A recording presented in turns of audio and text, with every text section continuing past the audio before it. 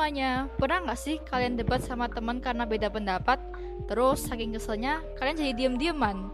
Bahkan sampai ngajak teman lain buat musuhin temanmu itu. Kurang-kurangin deh yang kayak gitu. Jangan sampai kamu jadi pelaku persekusi di lingkungan sekolah. Banyak orang masih ngira persekusi cuma terjadi di dunia luar. Padahal di sekolah juga bisa.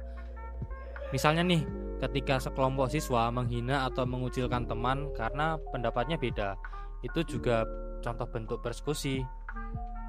Persekusi dan perundungan sering muncul karena emosi atau ego. Misalnya nih, saat ada teman yang berani bicara jujur di kelas, lalu malah ditertawakan atau dijauhi. Ini melanggar hak teman kita untuk merasa aman dan dihormati. Kalau kita diam saja, itu artinya kita juga mengingkari kewajiban kita sebagai pelajar untuk saling menghargai dan menjaga suasana damai di sekolah. Sebenarnya akar masalah dari persekusi ini apa sih? Pertama-tama, kita perlu tahu dulu kalau persekusi adalah tindakan yang sistematis untuk menindas kelompok dengan identitas tertentu.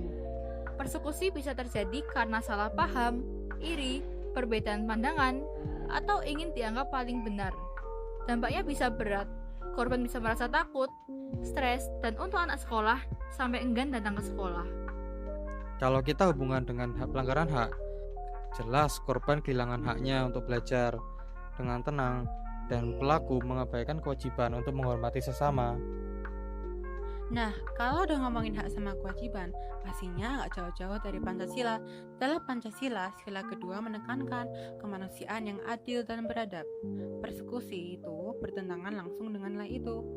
Di dalam UUD 1945 sendiri juga mengatur dalam pasal 28G ayat 1 yang menjamin hak perlindungan diri, keluarga, martabat, harta benda, dan rasa aman.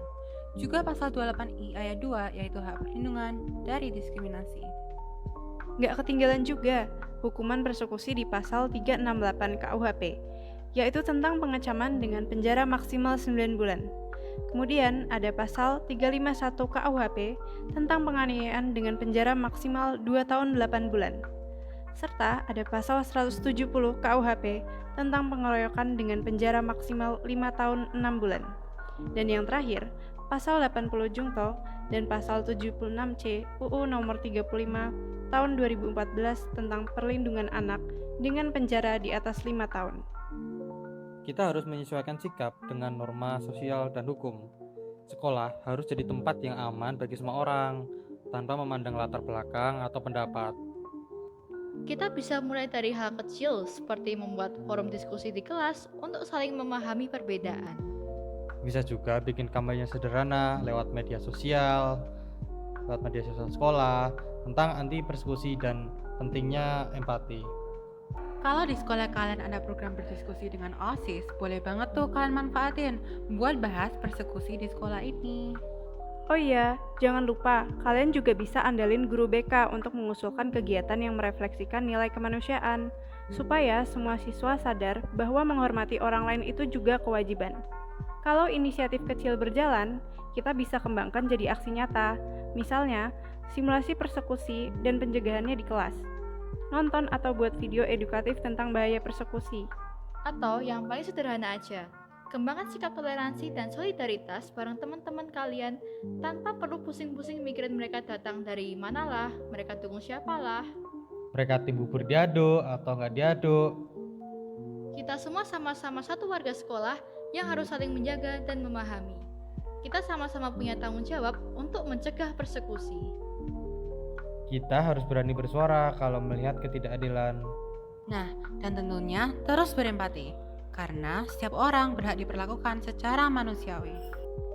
Kalau semua siswa sadar dan peduli, sekolah bisa jadi tempat yang aman dan nyaman untuk belajar. Yuk, mulai dari diri sendiri untuk membangun budaya saling menghargai. Stop persekusi, stop perundungan, jadilah teman, bukan lawan. Bye-bye.